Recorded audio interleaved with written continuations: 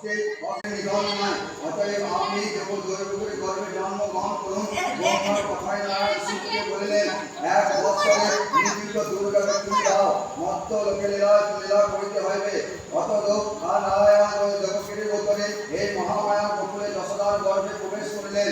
তারপর ভাদ্র মাসে কৃষ্ণপক্ষে রোহিণী নক্ষত্র সংযুক্ত অষ্টমী তিথি মধ্যরাত্রিতে মথুরায় কৃষ্ণ ও গোকুলে মহামায়া জন্মগ্রহণ করিলেন।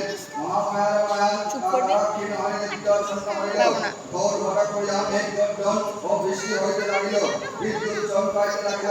এই সময় বসুদেবের প্রতি দৈববাণী হইল যে তিনি তাহার নবজাত পুত্রকে লইয়া গোকুলে যশোদার কোলে দিয়া যশোদার নবজাত কন্যাকে দেবকীর কোলে দিন।